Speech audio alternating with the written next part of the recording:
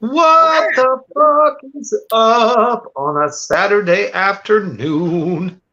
Afternoon. I know what I it would is. say it's evening. It's 7:30 here. True that. I guess early evening for the Midwest. But this is a very special edition of the Shred, as it Absolutely. is my brother from another mother's birthday today. So all Woo! together now. Happy birthday to you. Happy birthday to you. Happy birthday in King Diamond's way, Eric Gangis. Happy birthday to you. That was really fucking horrible, but you know what? I still pulled it off. So, ha. I know. I'm not quitting my day job. I'm a drummer. Right. What do we got for them today? Today, we are tackling a subject very near and dear to my heart, and we are going to talk about the 15 best fantasy movies of all time, according to ScreenRant.com. Let us preface this with Screen Rant loves to tear films up, especially the ones that most people love, and they try to say they hated it. So just kind of like looking over this list a little bit, I can already see just some really strangeness, and the writing looks pretty awesome. So now, and the other thing is, it said 15, so why is there 16? There isn't. There isn't. It says there is, but there really isn't, because their number one is just a conclusion. Oh, that's bullshit. Yeah, for sure. Definitely not one for the brilliant column. Definitely not. So this first one, I am not that familiar with. Never heard of it. Probably because it sucks. Yeah, probably. But somebody thought it was good, and it definitely falls into the fantasy film genre for sure. Yeah. It's a movie called Stardust. I'm not sure if anybody out there in Three Witches Land has maybe seen it and might know something about it. It's got a couple of, like, at the time up and coming youngster actors, actresses. One of them being Claire Danes. Well, to be quite honest, it's got a couple of heavy hitters too. Robert De Niro, Michelle Pfeiffer. Yeah. I think this was kind of on the, so weird. I thought it was kind of based on like a different universe. Let's see what they have to say on the subject. All right. What are they saying? This 2007 film is adapted from blah, blah, blah. A novel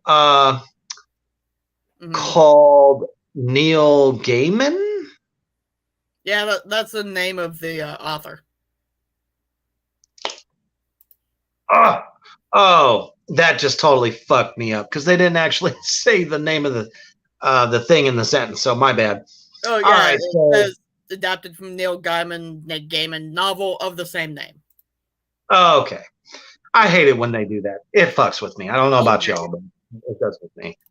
And it was directed by Matthew Vaughn, film co-star Sienna Miller, Mark Strong, Michelle Pfeiffer, Robert De Niro. Tells the story of Tristan, who crosses the magical wall to find a fallen star, and indeed meets and falls in love with Yvain. Unbeknownst to him, she is the fallen star. So the star in this case is human. Don't know necessarily if that's, I don't know, very original or not. No. Not really. Just from reading that first paragraph, it feels like a film that's kind of already been done before. Agreed. And then it Fifth Element. continues Hello. to dick ride this movie. Oh yes. Well, we know how they just love to do that. Oh yeah. Now this is funny because they preface the last part with, although this film isn't truly high fantasy. And why the fuck is it on the list if it doesn't fall into the fantasy category? I mean, what the fuck does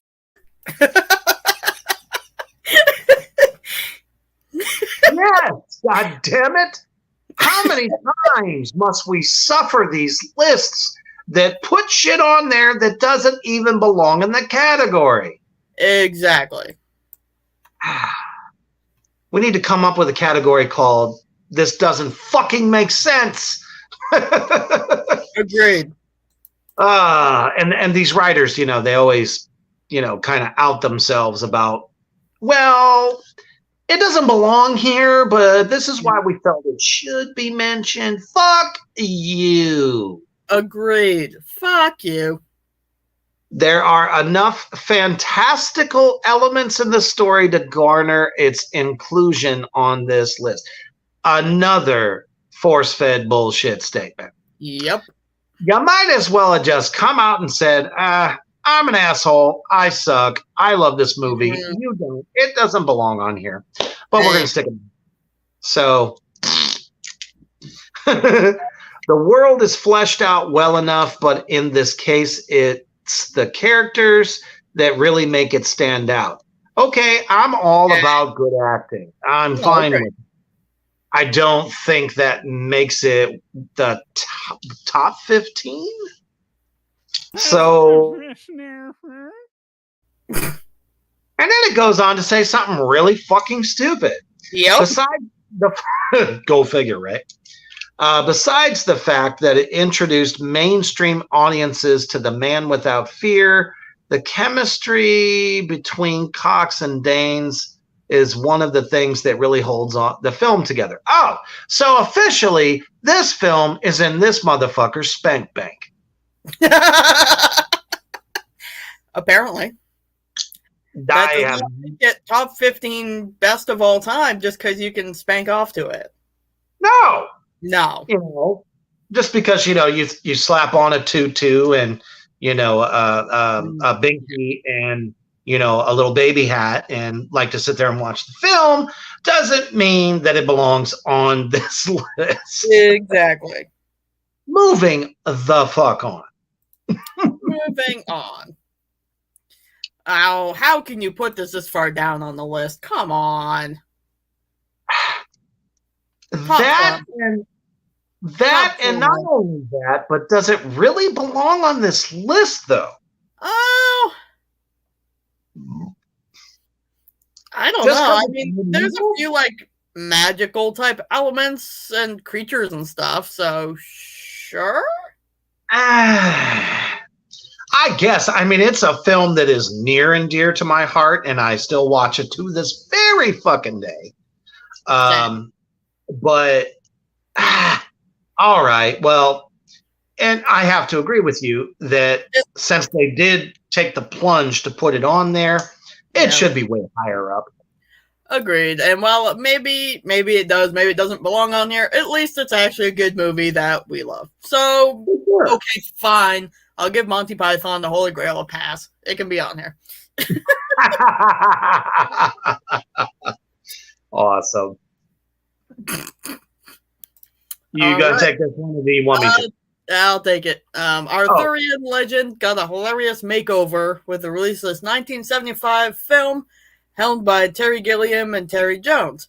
The Monty Python comedy troupe comprised of Graham Chapman, John Cleese, Terry Gilliam, Eric Idle, Terry Jones, and Michael Pollan turned fantasy on its head with their ridiculous yet oddly charming take on the genre. Oddly charming? Oddly charming? The fuck is that supposed to be? Can't you just say it's one of the best comedic films of all time? Exactly. It was not meant to wow you. No, it wasn't. It was supposed to leave you fucking spitting your popcorn out and, dumping your drink on the person next to you. Exactly.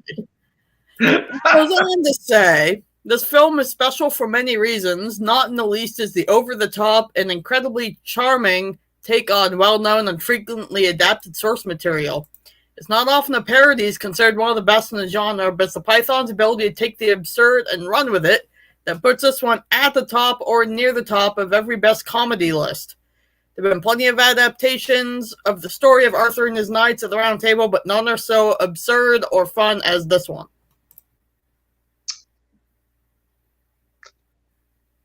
Where in that diatribe of diarrhea does it fucking say what makes it fantasy style? I got diarrhea. I mean, come the fuck on. Seriously. And the fact that they obligatorily use the word charming way too much tells me he is secretly a whore for the show Charmed.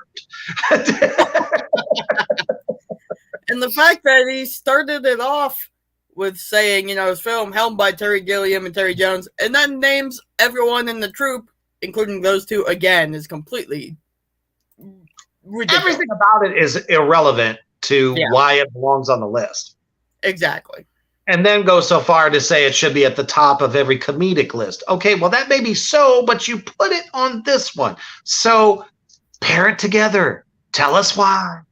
Exactly. Or is your fucking nuts so stapled far into your stomach they won't drop again? Yeah. I digress. Now, finally, a film that belongs here. Yes, for sure. Clash of the fucking Titans. Not the newly made one, the original. Yes. The movie that started it off. And I still have to say, I love this version of Medusa more than the newer one. I mean, sure, the fucking computer effects are top fucking notch. They make your dick want to stand up. That's great. But man, we're talking about 1981, and that damn thing was horrific. Agreed. I'm a huge Medusa fan. So we have Harry Hamlin, Burgess Meredith, living legend, Ursula Andress, Maggie Smith, and Laurence Olivier. Fucking Laurence Olivier, legend in the film industry. Yes. And it's directed by Desmond Davis. It follows the story of the demigod Perseus on a quest to save beautiful Andromeda from the Kraken, which, say what you want, that version of the Kraken is a badass. Agreed. That motherfucker comes up out of the... I mean, the thing is as big as the fucking ocean. Yeah, for sure. You know what I mean? There was no release the Kraken. No, he came up and fucked your shit up. He didn't have to be called. He just got up and said, and we love it. Greek mythology has a way of making it to the big screen often, but given its inherent drama, that's really not a surprise. What? Inherent drama. So you're saying that the Greek mythology, the gods that were actually fucking followed back in those days, not just mythology. Y'all want to call it that. Mm-hmm. But that shit was for real. I mean, you know, how's it any different than the Viking gods? I mean, there are sagas about every gods and goddesses. Exactly. And, you know, I wouldn't even call it drama. I mean, it's a legacy. It's a saga. It's interesting. It's fun. But this part of the story is not exactly No. true. They did not base this on truth. So were the gods and goddesses based on truth? Absolutely. Right. The majority of the myths are filled with tension, angst, making it ripe for adaptation. Oh, for fuck's sake. Where in Greek mythology, I mean, I'm sure you had multiple history classes, and so have I. They never talked about any sort of inherent fucking drama and tension and this and that. If you pissed them off, they came down and fucked your shit up. If you fucked the wrong one, that's on you. I don't see where I hate shit like that. Anyway, although this film can feel dated, really? Really? Who cares when it came out? The fact that this came out in 81 is amazing. Absolutely. And just, fits the fantasy realm to a T, in my opinion. Agreed. Largely due to the stop motion technology used for the mythical creatures and their action sequences. Absolutely. It is for this very reason that it should actually be celebrated. No fucking shit. Absolutely. They don't have the tools that, filmmakers have today. They don't have big fucking computers. They did that shit by hand. And I like it way fucking better. Oh, I so do as well. There was a bit more realism to it. Exactly. And that's why I love movies from the 70s, the 80s. I mean, they were limited on what they could do, but God damn it, they made it happen. Exactly. This was the final feature film for master stop motion artist Ray Harryhausen. And although special effects had moved beyond stop motion by that time, the film was released. That sounded like a dig. Except I would much rather watch, claymation from the 80s than that god-awful, horrible CGI they had in the 80s. Oh, for fucking sure. Don't you be fucking dissing on Ray Harryhausen, you uncultured swine. That's what I'm saying. Like, I would much rather watch hours and hours of Celebrity Deathmatch. You know? Fucking claymation rocks. It's odd. It makes you feel weird, and it spooks you, and I love it. Agreed. Let's see here. His work, and then he goes on to give him a quick hand job. His work on this film is still pretty spectacular. Still, the guy was a master. Agreed. Come on. That's the reason he fucking got put on the project in the first place. Nobody else could make it come to life. Exactly. And let's talk about the so fucking awesome mechanical owl that follows, Perseus through this whole thing. Mm-hmm. So, who else could have done it that good? Exactly. It's like a lot of those, old puppeteer Christmas movies. Yeah. Those. I mean, that shit was amazing. Sure, you get fucked up and it freaks you the fuck out, but that's because it's fun. Oh yeah. And then it says a footprint like that cannot be ignored. Fuck you. Fuck you. Everybody absolutely loves that movie. Oh man. Oh, this next one. If you fuck with my never-ending story, I'm going to choke you to death and give you a Colombian necktie. He fucks with it. I adore the Never-Ending Story. One of the best films ever. To this day, kids are captivated by this movie. Absolutely. And sadly, the sequel did not do as well as the first one did. But it introduced us to a world that we never thought possible. Exactly. So I actually would have put this up in the top 5. Agreed. Let's see what Dick Fuck says.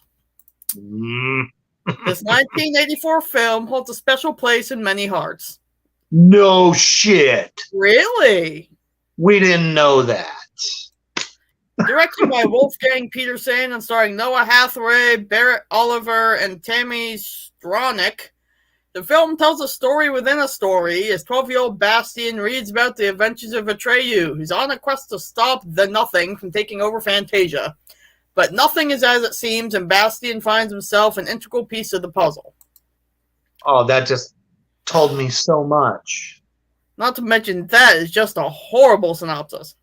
Yeah, it literally sounds like he did the Cliff Notes on this one. Seriously, I mean, if I knew nothing about the film and I read that, that would not entice me to go watch it. I'd be like, what's Fantasia exactly? The Nothing? What is that? Exactly.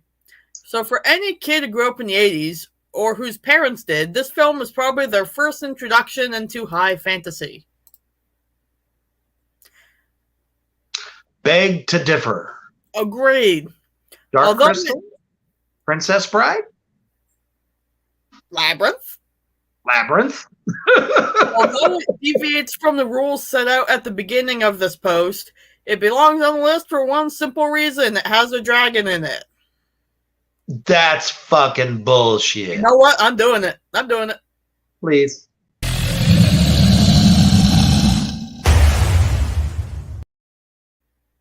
Again and again and again until you fucking figure it out, you pap-smeared motherfucker. Whoever wrote this goddamn thing. Get a clue! Seriously! What the fuck does this have to do with it being on the list? Falkor, the Luck Dragon, is one of the most iconic fantasy characters there is, but there's more to the film than just him. The film builds up a pretty interesting fantasy world, but it's the characters and the message about powerful imagination that make this movie so special. Can you fucking elaborate? That is... You know what? They get an elbow drop on that one, too. Oh, most def. That's it. That's it. That's it. You just got the elbow drop of doom. What the hell? It's like I don't even know if you could just call that like a radio commercial at that point. It literally tells you nothing. Nothing. It does some pretty interesting things. It's in the characters and the message. That doesn't tell you shit about this film. So if anybody out there in Three Witches Land hasn't seen it, highly recommend it. Abso-fucking-lutely. All right, this next one I'm not familiar with. What the fuck is this? Sharon! It's a French adaptation of Beauty and the Beast, apparently. In English. Well, then what's the title in French? Yeah, it says also known as. Oh, I fucked up already. My bad. That's okay. Got ahead of myself. Also known as Beauty and the Beast in English. Fucking me up. From 1946. So we had to go all the way back to 1946 to find a fantasy-style movie. Now, real quick, before I get into this piece of fucking trash. If I don't see... Okay, all right. Okay, all right. All right. Okay, I'll give it that. All right. So luckily, some of the fucking movies that are coming up that I was hoping were on here because I was about to get really irate. We talked about these legendary films from, the 40s, 30s, 20s with the horror list. Yeah. And here we go again with a film that most people in the last 20 years don't even fucking know about. Exactly. Not to mention, does it ever end up on any cable network? No! I didn't even know this version existed. I just learned this too. I'm not even familiar with it. I feel like Beast kind of looks like, the old squirt-headed Wolfman. Yeah, I mean, they obviously didn't have the technology, blah, blah, blee, blah. to really pull this thing off, and that's understandable, 1946. So they did the best they could. Was it great then? Abso-fucking-lutely. Probably all the way up to 1969? Sure, because that generation was still watching those black and whites. Right. This is irrelevant. First of all, Beauty and the Beast is not a high fantasy type of tale. No. It happens that the romantic love interest here is a beast. Okay. Yeah. Is that too far out of the wheelhouse? No, because everybody knows the story of the Wolfman. Right.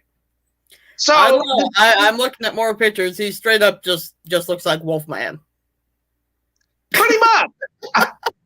Wolfman with cat teeth. Or a fucking cat and drag. Yeah. So.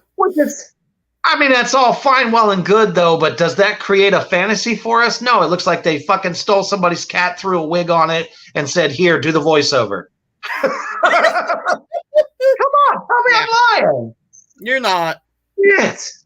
They couldn't even get the right animal. The Beast, and I'm sure they include, some talking China, but I wouldn't call this high fantasy.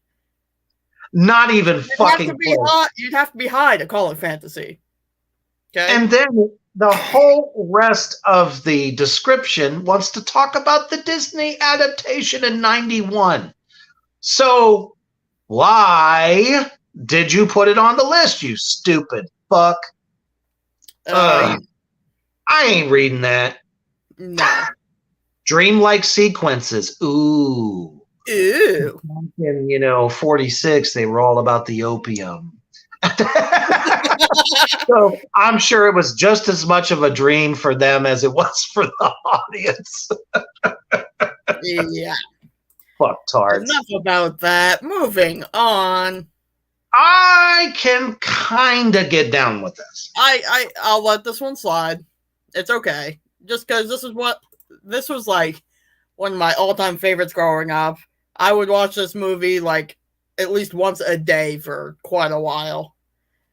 For sure. The story of the Wizard of Oz is just awesome all the way around. Absolutely. It's got everything. It's got a fucking talking scarecrow, a man completely made out of tin. We got a little, orphan Annie over here that got, swept out of her fucking house. Oh my God. And there's witches. That is the worst synopsis I've ever fucking read in my life. All right. Go ahead and hurt me. This classic film from 1939 is based on the book by L. Frank Baum, directed by Victor Fleming, stars Judy Garland, Margaret, blah, blah, blah, what the fuck ever. It tells the fantastical story of Dorothy Gale on her trip to the Emerald City in the hopes that the wizard will send her home. That's all we get for the synopsis. Oh, it gets worse. It does. It definitely gets way fucking worse. Horrible. This film is a classic for a reason. It was one of the films to use It was one of the first films to use Technicolor in Hollywood. The first, if I remember correctly. And it did so in spectacular fashion. There's nothing quite so breathtaking as when Dorothy steps out of her sepia-toned world into the land of Oz. The film deals with magic and a quest of sorts, but its indelible effect on popular culture is what puts it on the list. Oh, what the fuck? A film with a dancing scarecrow, a crying tin man, and a talking lion that all happens in the little girl's head. How could this not be on the list? What the fuck? Wow, just shit on a classic. It basically said they took a schizophrenic bitch and threw her on the screen. I'm not making fun of mental health, but that's what that looks like to me. That literally, if you summed it up in street language, that's what it equals. That's the mathematical equation for this piece of shit. Seriously. Oh. It's more than that. Each character. Yeah.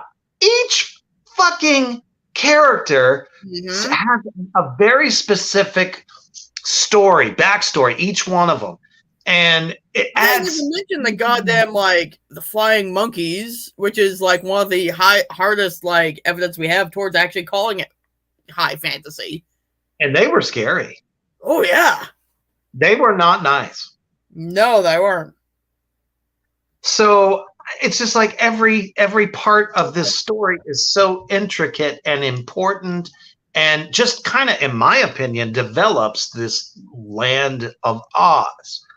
So I don't feel this did it justice at all. Not at all. Oh, you motherfucker. I guarantee they're going to kill my all-time favorite classic. How? And I'm sorry, 10 out of 15. Are you kidding me? I would have picked this for number 1. Agreed. Just saying. This needs to be number 1. Okay? God damn, it's The Princess Bride. Fucking Princess Bride. One of the movies I've seen so many times, I know it word for word. And it never gets fucking old. Never. I quote this movie all the fucking time, too. I have someone else who I want for lunch, and I'm like, how about a nice MLT where that mutton is nice and lean? I mean, who cares? All the time. Yes, who cares if the little boy from the Wonder Years was the one, kid in the bed? Shit. Whoopie-doo. It is amazeballs. And it was almost kind of like a play on reality, too, because kid's sick. What's he want to do? Play fucking video games. What the hell does that sound like? Every kid ever in the last 20 years? But instead, his grandfather instills this fucking amazing story on him. And suddenly, he doesn't care about that shit no more. I mean, if we had more people like that in society, it would be so much better. Agreed. What happened to all the old grandpas with their books, damn it? Yeah, it's like, well, no shit. He's old. Shove him in a home. Put him on the golf course. Oh, this is so bad. Spend some quality time with your grandkids, for fuck's sake. Agreed. Well, this is... I don't even want to read this. I'll take the hit. All right. I'm getting a headache. This is horrible. So I'm going to skip the entire first thing because we all know that some of the most celebrated actors were in this. Okay. Notably, my favorite of all, well, two of my favorites of all time. Ooh, excuse me. Cary Elwes and fucking Chris Sarandon. Those two guys are fucking just mega giants. They can play any role. Oh, absolutely. I mean, who would have thought you'd go from being, as you wish to fucking one of the most badass guys in the Saw movies? Yeah. And then Chris Sarandon goes on to be one of the most horrific vampires of all time in Fright Night. Oh, yeah. Holy fuck. Every woman in fucking the United States wanted to jump that man's bones. Anyway.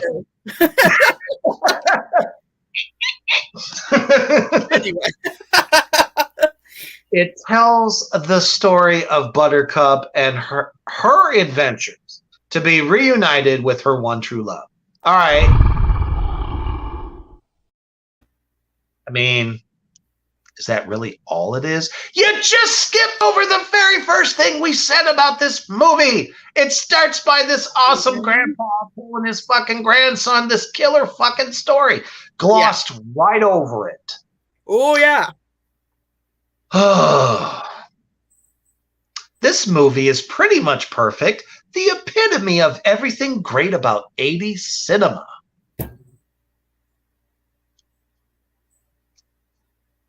You're killing me, Smalls. You're killing me. What in the... I just want to rip my ears off and shove them up my nose. We don't give a fuck what the epitome of the 80s cinema was. It just so happens that that's when this movie came out and has lived on for 40 plus. Exactly. Besides, let's get to the real deal here. Oh, well, this is what they think anyway. Although there are no trolls, elves, or orcs,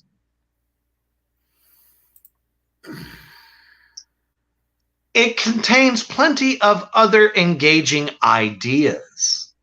Oh, for fuck's sake. Epic sword fights, giants, true love, and a revenge tale for the ages.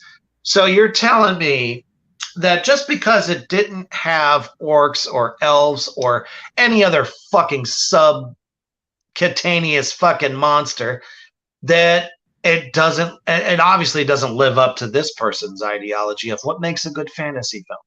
Got news for you. There's other films out there besides Lord of the Rings. Yeah. God damn it. Ugh. While not exactly what you'd call high, how can you not say it's not high fantasy? I don't know. How? You know what? I'm just for shits and giggles here. I'm going to get an official definition of high fantasy. Yeah, because apparently this fucking Diet Coke version of a writer doesn't seem to really have an understanding of what high fantasy is. According to, the overall most reliable source of all time, Wikipedia. But it says high fantasy or epic fantasy is a subgenre of fantasy defined by the epic nature of the setting or epic stature of characters, themes, and plot. There you fucking go. Where does it say it has to have monsters, dragons? It doesn't. It aliens. says there's some criteria to follow, including a long story, a lot of characters, usually some sort of epic quest, and most importantly, an alternate or secondary world opposed to the real world. Okay, we've got that. Everything about this film screams all of that. Yeah, exactly. So, obviously, this guy read his fucking definition off of the back of a Cracker Jack box. I mean, come on, we've got fencing, fighting, torture, revenge, giants, monsters, chases, escapes, true love, miracles. And what about the little fucking doctor guy who was some sort of creature? It was fucking Billy Crystal. Oh, yeah. They weren't human. So technically they had some, beastie type people in there. But the fact of the matter is, it sucked you into a world that didn't exist. And to me, that's high fantasy. Agreed. Oh, come on now. The last sentence he puts in here is painful.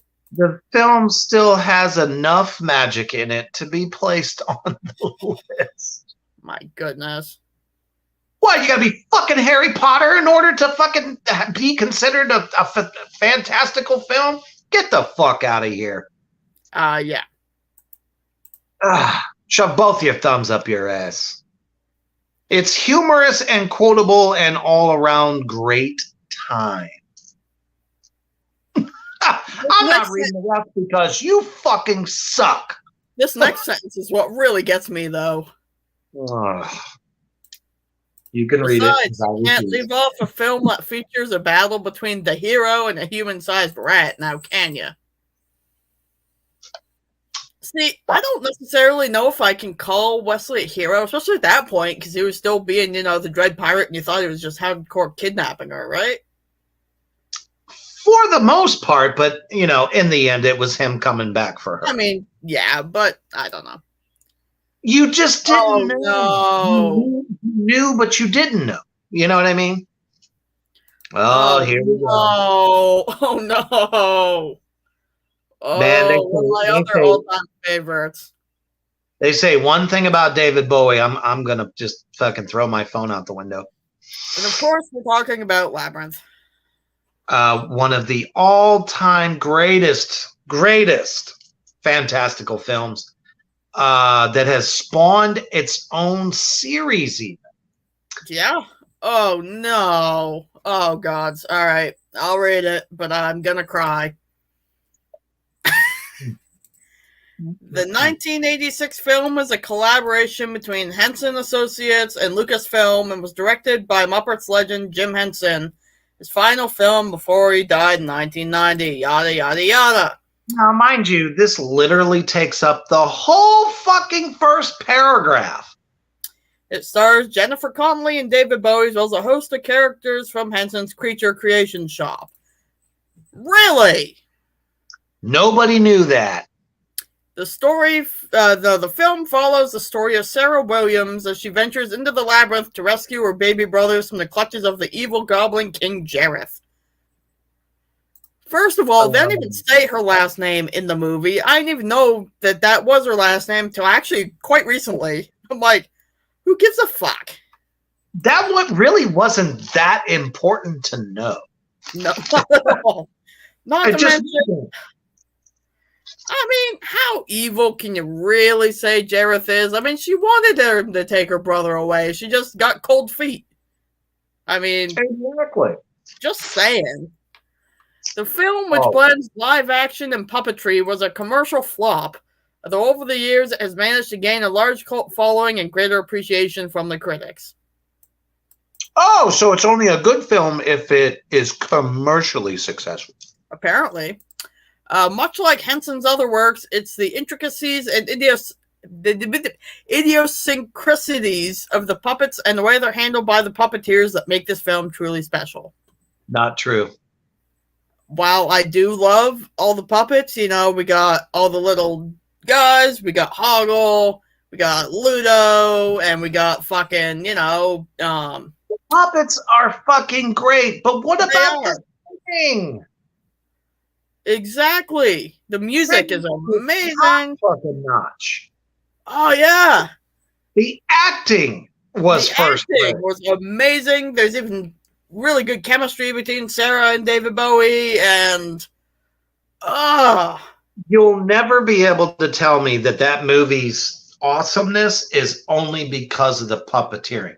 It is a large chunk of it, but it's the sum of its parts, not just that, you know, Absolutely. 45%. I was worried they were going to go on and bitch about, you know, David Bowie's codpiece or something, and now I wish they had, because it would be better than what they did say. Wow. And he still gets a fucking F+ for me. Oh, come on. This is just not right. No. I'm sorry, but I have an issue with there being like a totally animated film on here. And that's the fucking problem. So especially above some of these other movies that are so near and dear to our hearts. Absolutely. I have to pass on this one altogether. I'm not even going to read it. No. Can you say what movie it is or no? Now, this one. This one, on the other hand. I'm sorry. Yeah, Out There in Three Witches Lands. That was How to Train Your Dragon. Great movie for the family. Great cartoon film, animated film. We're not talking about animated films here. No. We're talking about the true live action fantastical films. Absolutely. No, this next one, I feel like it doesn't get enough credit. Like, just overall. You know, this film doesn't get enough credit. I mean, it is kind of like The Lord of the Rings before The Lord of the Rings became a thing. Yeah. In a way. We're talking about the movie Willow. Yes. Which literally has everything. It does. In it. Of course. The whole first paragraph has to talk about who's in it. Oh, yeah. Blah, blah, blah, blah, blah. Yada, yada, yada. Who fucking cares? Yes, Val Kilmer was the main actor. Fantastic. We know that. Yeah. The story follows the Nelwyn Willow Oofgood as he sets out on a quest to help fulfill the prophecy of Elora Danan, the baby who will bring down the Queen Bavmorda. Just there kind of tells you, like, this is really kind of an involved adventure. Yeah, just reading that, my brain is just hardcore. Like, that told me nothing. Like, it doesn't, why does it say that, you know, it follows the story of the Nelwyn Willow Ufgood. It's like, it doesn't even say what that means. Exactly. It's because they're not describing what these characters mean. Exactly. But in other words, a couple of fucking badasses are going to help this prophecy to bring down the evil queen, Bath Morda. Yeah. Using it's kind of like the golden child kind of syndrome. Yeah. The baby got these powers and everything else that can bring her down because she's just a fucking horrific bitch. Yeah. Filled with sorcery, fairies, trolls, and epic sword battles, the film holds a special... Now, here we go again! Here we go again. What they should say is that even if you didn't grow up in the 80s and you didn't have, the first look, you could still watch it today and be like, wow, this was a killer fucking film. Exactly. That's what they need to say. What the fuck does this even mean? Which part? What sets it apart is the beautifully crafted world and the interesting and sometimes infuriating cast of characters? What? I don't know if they're talking about the character. There's always that film that has, somebody that you just love to hate. Right. You know what I mean? Is that what they mean? Or are they actually talking about they just didn't like the acting? Well, guess what? It's not your fucking job, asshole. Exactly. Come on. It's up to the individual viewer. Like, Screen Rant is a motherfucking expert in filmology. I got an expert in gasology, and I'm about to kick them right in the fucking nugs. Damn.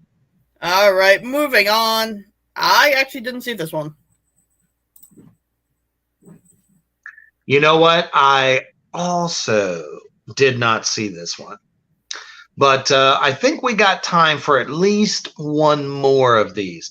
So I would much rather move on to a staple in the fantasy realm of films.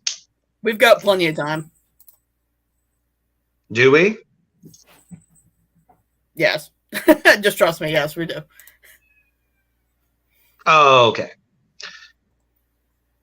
But anyway, we're still going to gloss over that Excalibur from 1981. Never seen it. Don't care. Yeah, I'm not interested. Now, number 5, on the other hand, I fucking love this movie. That's what I'm saying. I want to get to the meat and potatoes. Enough with the biscuits. You want the meat and potatoes. With granny. Anyway. This 1982, here we go again. So, of course, we need to know that it's directed by Jim Henson, and we know that, tells the story of the Gelfling Jen, which, for those of you that may have not seen this film, which shame on you if you haven't, a Gelfling is kind of like it's a type of creature. Yeah, it's kind of elf-like a little bit. A little bit. Yeah.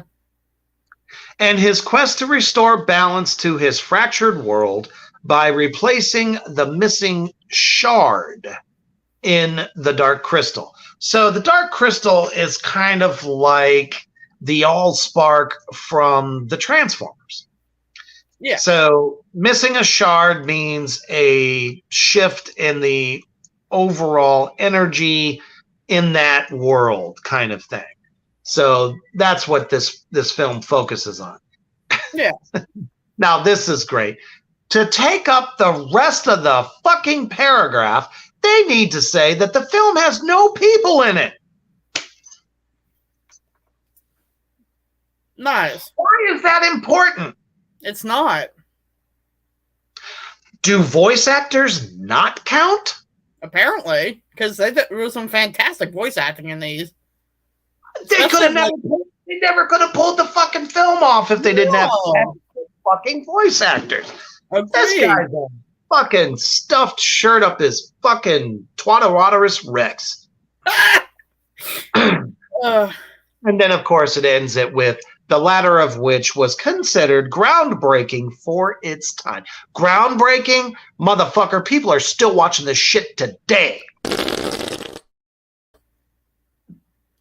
A shit ton of those. Yep. Literally. Gods. This film is considered one of the darkest things to come out of the Henson studio.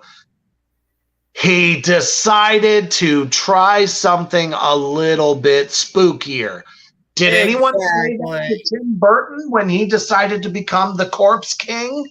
Yeah, seriously. Literally every fucking film he's done is dark and millions upon bajillions of people love it. Exactly. Well, goddamn it, people love this one too. Exactly. Come the fuck on. And the fact that it's a live action film that are all puppets is mind blowing. Yes. Literally. Do you know how fucking hard it is to time someone's voice with a puppet? Exactly. They should literally be dick riding the fact that Jim Henson was such a fucking genius to tell this amazeball story. Absolutely. I mean, I wish writers of today had that kind of creativity and imagination, because today ain't got it. No, not at all. You know, there's a lot of like anime lovers out there and shit. I'm sorry, none of those stories compare to some of these. No, they don't. I'm not saying they're bad. I'm just saying it's kind of like regurgitated plot. Exactly. Just different names, different looks, that kind of stuff. This film is a must-see for people that love this type of genre. Agreed. All right, and speaking of darker fantasy films. Oh, man, this one is... Yes. Yes. I adore this film. I just have to go like this, and you know what I'm referencing. I mean, first of all, when you're talking about, you know, the deity known as Pan, you're getting into some fucked up shit. Ooh, yeah. Mm-hmm. Oh, yeah. This 2006 Spanish-Mexican film was directed by Guillermo del Toro and stars yada, yada, yada. People we've never heard of, and Doug Jones, who you probably also haven't heard of, but he needs the credit. Let's be real. Guillermo del Toro is the superstar on that team. Agreed. Hands down. It tells the story of Ophelia, a little girl who must complete 3 magical quests in order to regain her immortality and once again become Princess Moana, ruler of the underworld. That is all. Ew, the underworld. Now that's where I want to live. No one can deny that Del Toro is a visual master when it comes to filmmaking. This film is one reason why. Lush and bursting? Lush and bursting. The film uses very little CGI, instead relying on animatronics and makeup. That's what it's all about. It's realism. And that's what sells this film. It's so fucking real-like. And you just have to sit there as a viewer going, what if I was in that position? Exactly. Unlike a lot of fantasy worlds on this list, the one depicted here isn't necessarily all sunshine and rainbows, but it's that darkness that makes it more memorable. Oh, come on, please. We love our darkness. We do. And to be honest, not only can it be dark, but it can be seductive. Very romantic at some turns. There are still emotional factors that you can get in dark films. I mean, look at every vampire tragic story ever. In this case, I mean, we're in a very much darker realm of, you know, the overall universe. Mm-hmm. And it's gorgeous. Agreed. Oh, no. Now, well, right here, there. You knew it was going to be on. You knew it was going to be. I knew it'd be on here. Still much love for these films, but first of all, they're committing one of the greatest top list sins of all time and putting entire series as a single entry on a goddamn list. Yeah, they really should have picked one of the 8. You know, their number one choice is only 3 of them, so maybe I'll let that pass. But there's fucking 8 of these films. Come on. And I hate to say it, you really can't just pick one. So in some ways, I wouldn't even put it on the list because it's kind of in a class of its own. Agreed. You know, these films and the books were my entire childhood. I read the books over 100 times each. And, you know, I fucking love Harry Potter. However, if there's somebody out there that doesn't, you're lying to yourself. but come the fuck on. I cannot place those movies above all these other classics. I just can't. Well, I mean, and they outed themselves again by saying, okay, so this one's cheating a bit as we're including the entire film lineup in this entry. Well, no shit. We all know the magical world of Harry Potter is much more than just spells and master wizards and witches. And, you know, you got your evil characters. You got pretty much every type of killer creature ever. I mean, it's got everything. Do we need to say more? No, you don't. Let's just, you know, keep it as it is. Yeah, now, I don't have to read all that crap that they just said, so. Fuck no. And I'm pissed. Okay. I have a twofold reason about why I'm pissed about their number one. See, I love these films. I do. The book's better. Well, yes, I agree. But I did very much enjoy these films. I feel like the casting was absolutely perfect. I mean, it's got Hugo Mortensen. Vigo. Yep. Oh, I said Hugo, didn't I? Yes. Yes, Vigo. Sorry. He's one of my favorites. Carl Urban. John Aston, Elijah Wood. Ian McKellen. I'm trying to think of the guy that plays the elf that's part of the team. Yeah, Will Turner from Pirates. Yeah, they didn't even put his name. They didn't even put his name on there. You know whose name they also didn't put? Where the fuck is Sir Christopher Lee? Yes. Legendary Christopher Lee. Legendary. Probably How do you not? Legendary person in this cast, and you didn't put his name. What the fuck is wrong with you?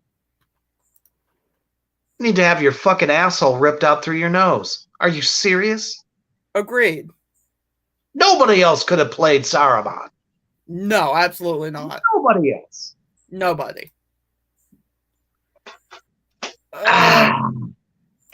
We all know. Go ahead. Gods.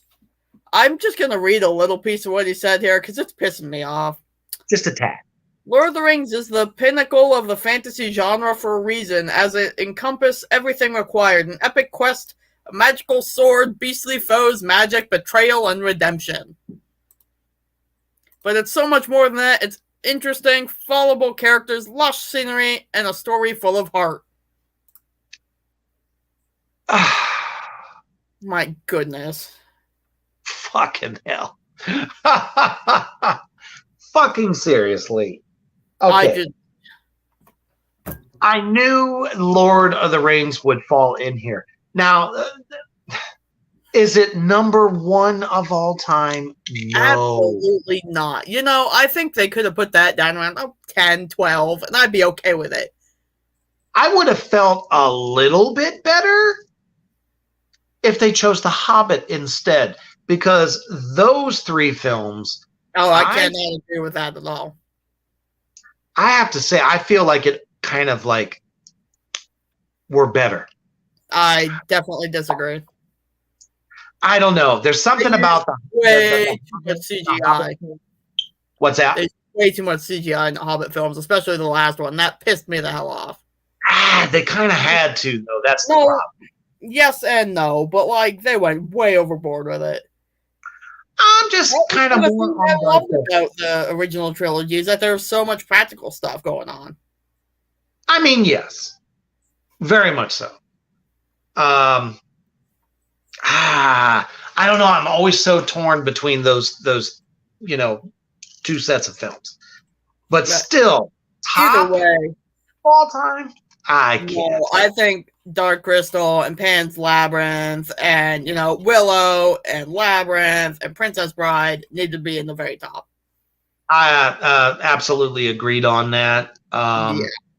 I don't know. I think the what I don't know. Maybe I'm a little bit or actually not impartial, but partial to The Hobbit because of the story. Okay, that's fair. Either way, though, it still should not be number one on this list. No, not at all. Just because they were huge, blockbuster, big films doesn't necessarily make them the best. No, and it almost seems like that's what this guy's implying. Well, he kind of alluded to it more than once in the past about those legendary films that did not have the CGI capabilities. I have one thing to say about that. And they really touched upon it, thank goodness, when they were talking about Guillermo del Toro. Right. He used as little as possible. Exactly. And that's what makes him such a great director and screen visionary of today, is because he gets it. The more real it is, the more you get sucked into it. The more that you're like, oh, that's great computer work. It's like, okay, video game. That's what it is. It ends up being basically like a video game quality, which people get bored with very quickly. Exactly. So, yeah, definitely did There's a few other films that I think should have been on here. For sure. I think Legend should have been on here. That movie never gets the credit it needs, ever. Legend was huge. Agreed. Not to mention it had Tim Curry. Tim Curry as the devil. I mean, his version by far is still one of my favorite on-screen versions to this day. Agreed. Let's not forget fucking Hellboy. Yeah, I would have been good with that. You want fantasy that had it all. Oh, yeah, for sure. Goodness, not the remake. I'm talking about Ron fucking Perlman. Absolutely. Well, on that note, we're going to get up out of here because it's my birthday and I want to do something that doesn't give me a headache. As well as you should, brother. And I want you to enjoy it to the fullest. Absolutely. So time to go have a bowl of emotional support birthday ice cream. There you go. Because let's face it, our heads hurt right now, but we love each and every one of you for tuning in today. We appreciate it. And please, for the fucking love of the gods, stay heavy.